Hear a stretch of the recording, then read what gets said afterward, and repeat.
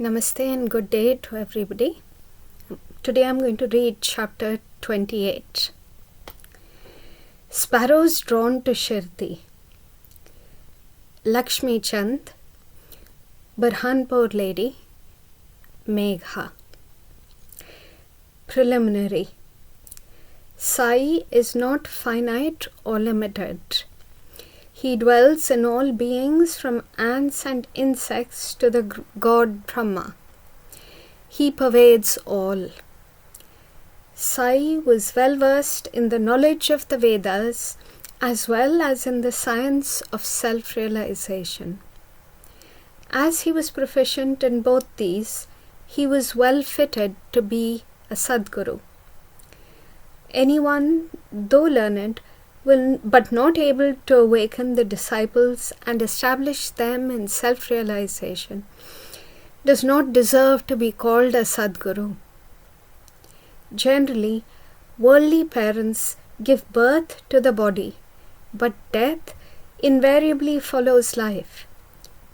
But the Sadguru does away with both life and death, so he is more kind and merciful than anybody. Sai Baba often said, "Let his man, his devotee, be at any distance, 1,000 kos away from him, he will be drawn to Shirdi, like a sparrow with a thread tied to its feet." This chapter describes the stories of 3 such sparrows. Lala Lakshmi Chand. This gentleman was first serving in Sri Venkateshwara Press in Mumbai, then in the railway department, and afterwards in the firm of Messrs. Raleigh Brothers and Company as a munshi, a clerk. He came in Baba's contact in 1910.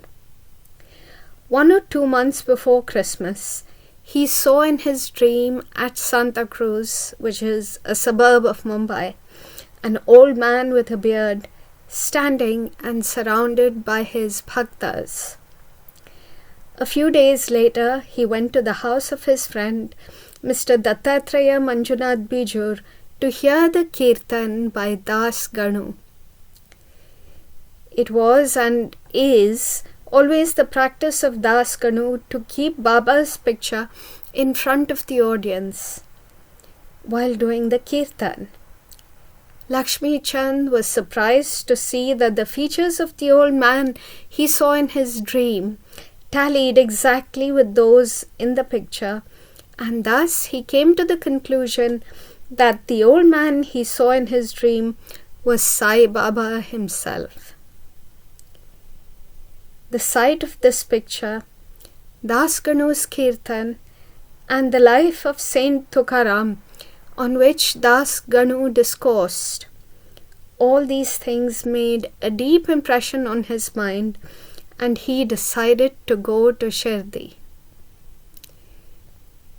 It is always the experience of bhaktas that God always helps them in their search for Sadguru and other spiritual endeavors. That very night, a friend named Shankar Rao knocked at his door and asked him whether he would accompany him to Shirdi. His joy knew no bounds, and he at once decided to go to Shirdi.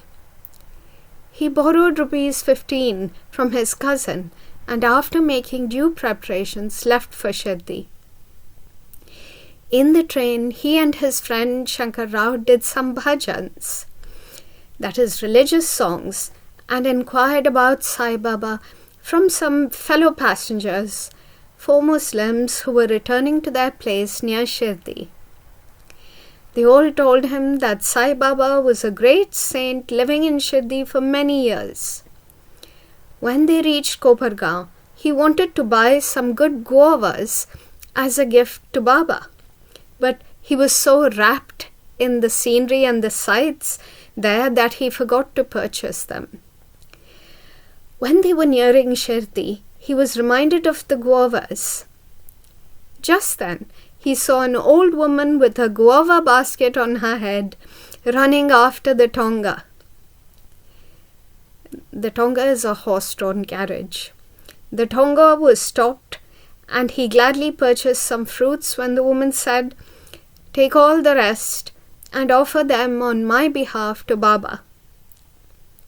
The facts, that is, that he had intended to purchase guavas but had forgotten to do so, the old woman's encounter, and her devotion to Baba, all these were a pleasant surprise to both the friends, and Lakshmi Chand thought in his mind that the old woman might be some relation of the old man he saw in his dream.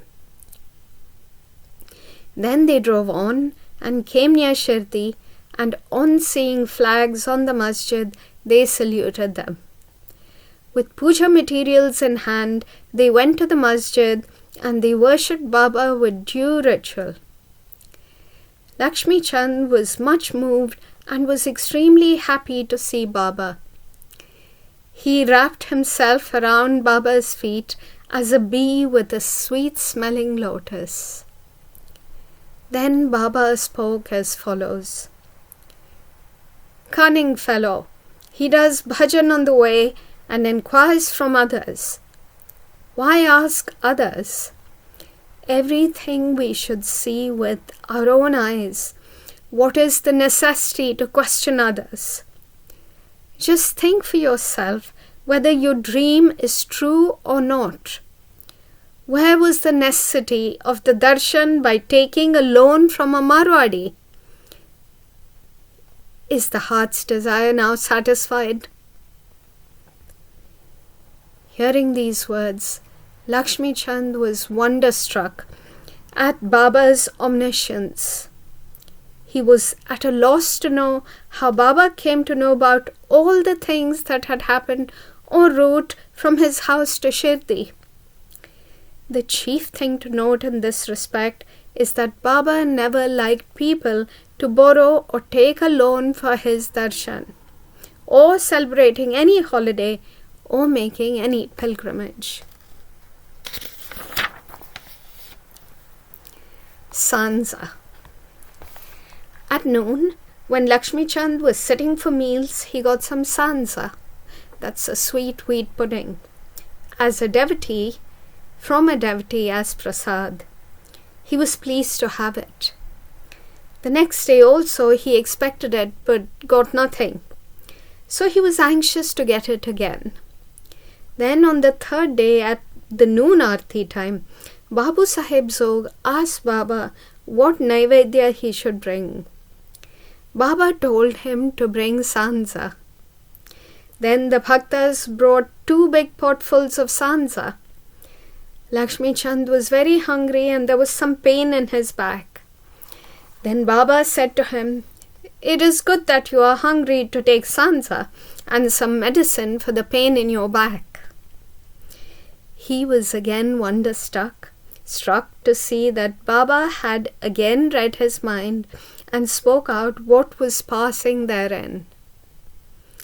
How omniscient was he! Evil eye.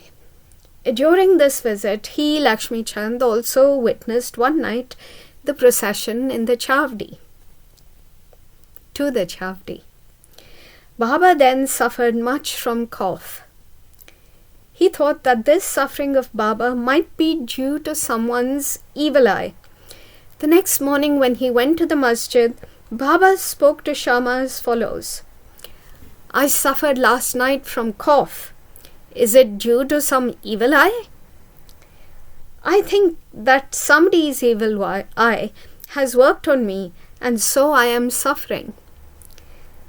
In this case, Baba spoke out what was going on in the mind of Lakshmi Chand.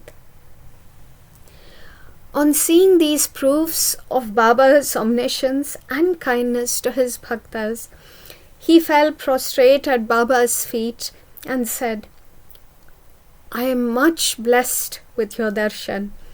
Ever be kind and merciful to me and protect me always. There is no other God to me in this world except you. Let my mind be ever wrapped in bhajan at your feet." Let your grace protect me from the miseries of the world, and let me ever chant your name and be happy. After getting Baba's Udi and blessings, he returned home with his friend, much pleased and contented, and was singing Baba's glory on the way. He remained a staunch devotee of Baba then onwards, and always sent garlands of flowers, camphor, and dakshina with any person of his acquaintance bound for Shirdi. The second story of the Burhanpur lady. Now, let us turn to another sparrow, or devotee. One lady in Burhanpur saw in her dream Sai Baba coming to her door and begging khichdi, that is, rice cooked with dal and salt, for his meals. On waking up, she saw nobody at her door. However, she was much pleased with the vision and told it to all, including to her husband. He was employed in the postal department, and when he was transferred to Akola, both husband and wife, who were devout persons, decided to go to Shirdi. Then, on a suitable day, they left for Shirdi, and after visiting Gomati Tirth on the way, reached Shirdi and stayed there for 2 months. Every day they went to the masjid, worshipped Baba, and passed their time happily. The couple came to Shirdi to offer khichdi as naivedya, but for the first 14 days, somehow or the other, it could not be offered. The lady did not like this delay or tardiness. On the 15th day, she came at noon to the masjid with her khichdi.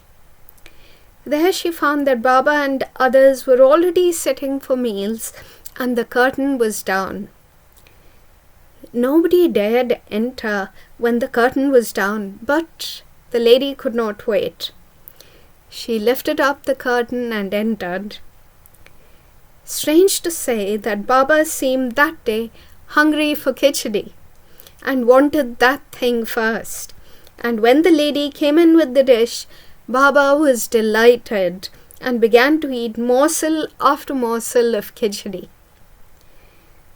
On seeing the earnestness of Baba in this respect, everyone was wonderstruck, and those who heard the story of khichdi were convinced about his extraordinary love for his devotees.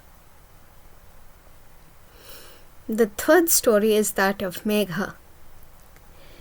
Now let us go to the third sparrow. Megha of Viramgao was a simple and illiterate Brahmin cook of Rao Bahadur H.V. Sathe. He was a devotee of Shiva and always chanted the 5-syllabled mantra, Namah Shivaya. He did not know the Sandhya nor its chief mantra, the Gayatri. Rao Bahadur Sathe was interested in him, taught him the Sandhya and the Gayatri. Sathe told him that Sai Baba of Shirdi was the embodied form of Lord Shiva, and made him start for Shirdi. At Bharuch railway station, he learnt that Sai Baba was a Muslim, and his simple and orthodox mind was much perturbed at the prospect of bowing down to a Muslim, and he prayed to his master not to send him there. His master, however, insisted on his going there, and gave him a letter of introduction to his father-in-law, that is Sathe's father-in-law, Ganesh Damodar, alias Dada Khelkar at Shirdi, to introduce him to Sai Baba. When he reached Shirdi and went to the masjid, Baba was very indignant and would not allow him to enter. "Kick out the rascal," roared Baba, and then to Megha, "You are a high-caste Brahmin and I am a low Muslim. You will lose your caste by coming here. Just get away." On hearing these words, Megha began to tremble. He was wondering as to how Baba had come to know about what was passing in his mind.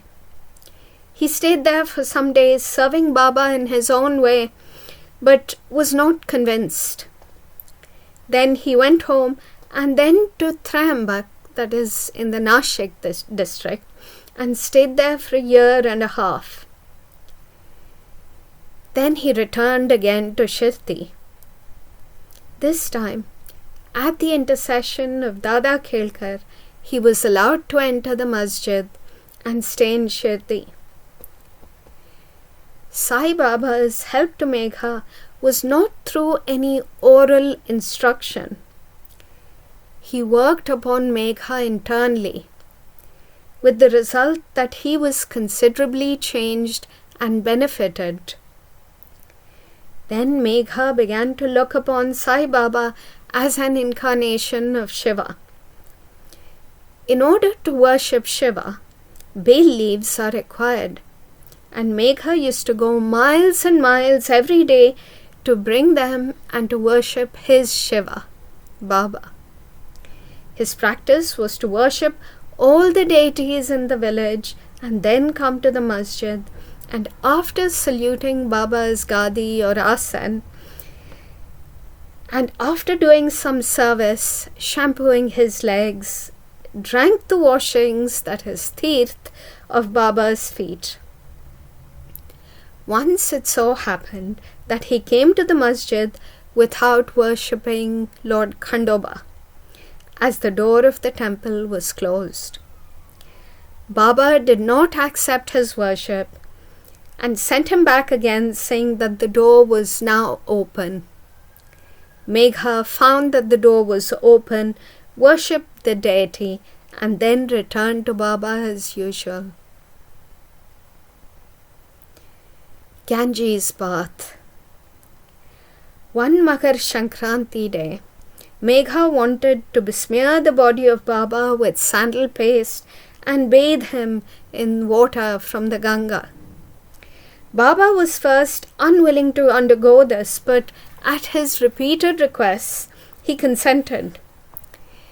Megha had to traverse a distance of 8 kos. One kos is approximately 3 miles or a little less than 5 kilometers, going and returning to bring the sacred water from the Godavari river. He brought the water, made all the preparations for the bath at noon, and asked Baba to get ready for the same. Then Baba again asked him to be spared from this bath, saying that he was but a fakir and he had nothing to do with Ganga water, but Megha did not listen to him.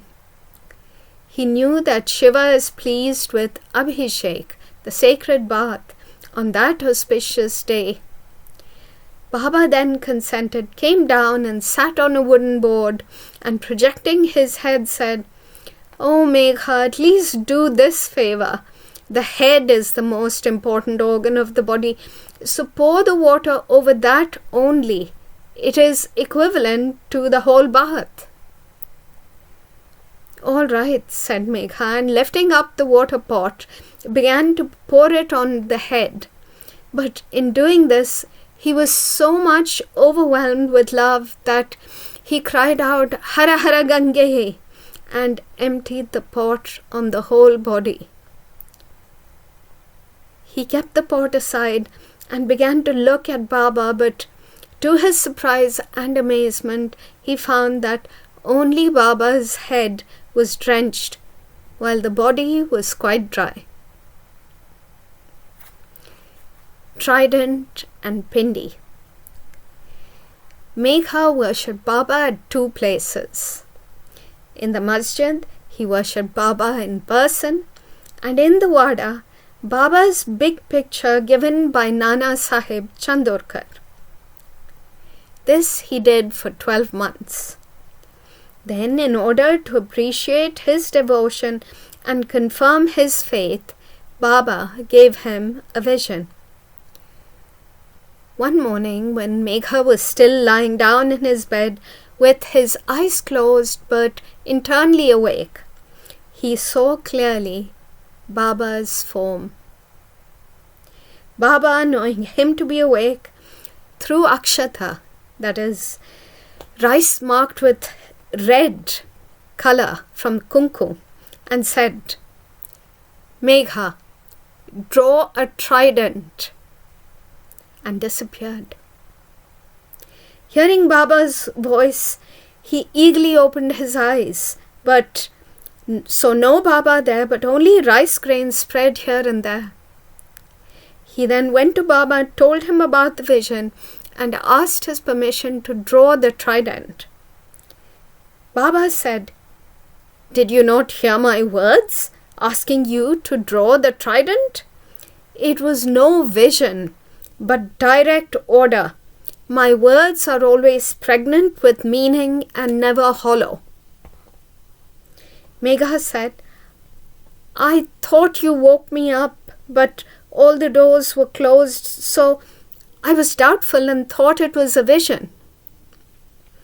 Baba rejoined, "I require no door to enter. I have no form. I live everywhere, always. As a wire puller, I carry on all the actions of the man who trusts me and merges in me." Megha returned to the Wada and drew a red trident on the wall near Baba's picture. The next day, a Ramdasi Bhakt came from Pune, saluted Baba, and offered him a pindi. At this time, Megha also turned up there. Baba said to him, "See, Shankar has come. Protect him now," that is to say, worship him. Megha was pleasantly surprised to see the pindi. Also in the Wada, Kaka Sahib Dikshit was standing with a towel on his head after having taken his bath, and was remembering Sai Baba when he saw a pindi in his mental vision. While he was wondering about this, Megha came and showed him the pindi presented to him by Baba. Dikshit was happy to know that this pindi tallied directly and exactly with the one he saw a few minutes before in his vision. In a few days after the drawing of the trident was complete, Baba installed the pindi near the big picture which Megha was worshipping. The worship of Shiva was dear to Megha, and by the drawing of the trident and the installation of the pindi, Baba confirmed his faith therein. After continuous service of Baba for many years, doing regular worship and arti every noon and evening, Megha passed away in 1912. Then Baba passed his hands over his mortal remains and said, "This was a true devotee of mine." Baba also ordered that at his own expense, the funeral dinner should be given to the Brahmins, and this order was carried out by Kaka Sahib Dikshit. Bow to Sri Sai. Peace be to all. Samasta loka sukhino bhavantu. Samasta loka sukhino bhavantu. Samasta loka sukhino bhavantu. Om Shanti Shanti Shanti.